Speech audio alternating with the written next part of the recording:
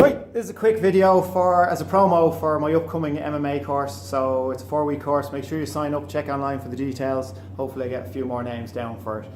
Starting off, there's a little promo clip, so this will show you some of the stuff that we'll be covering.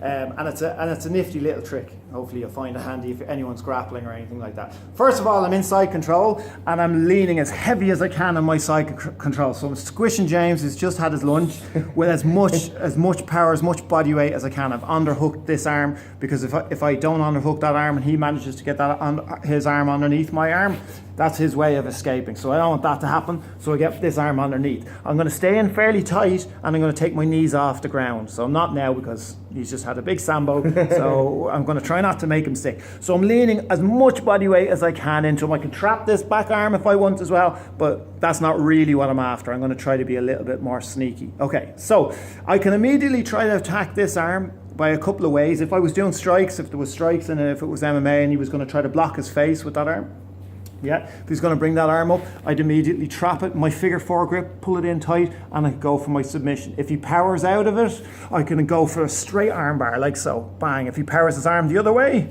I swap my hands and I'll go for the Kimura. So one is the Americana and then this one is the Kimura. And I post my leg and I could go up. But we'll say none of that's working. None of that's working. And he's powering his arm straight away from there. And I can go for a straight arm bar. If he brings his arm back up again, I can go back to the Americana, or I can even come around the head and go for a half wrap. If I come around the head the opposite way and hop over, I've got a horrible guillotine actually. So he's not going to like that very much. Right, but even sneakier than that, while I'm messing around all here with the arm and we're fighting over the arm and he's trying to escape and everything, everyone forgets the wrist.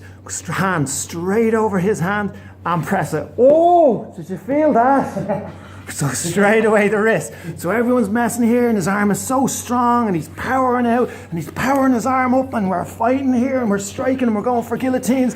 When you have his hand, I don't care what position it's in, it doesn't matter. Hand straight over his hand like it's a child's hand and press that wrist. And a lot of people will panic tap straight away.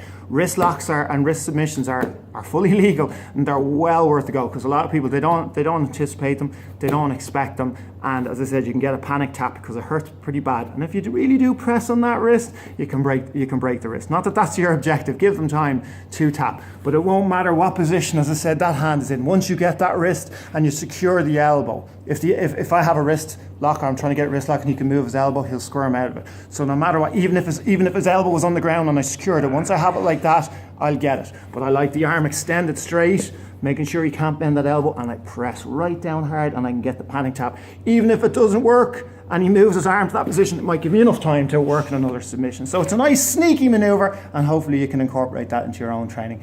Make sure you sign up for the MMA course and I'll see you there. Thanks. Thank you. Thank you very much.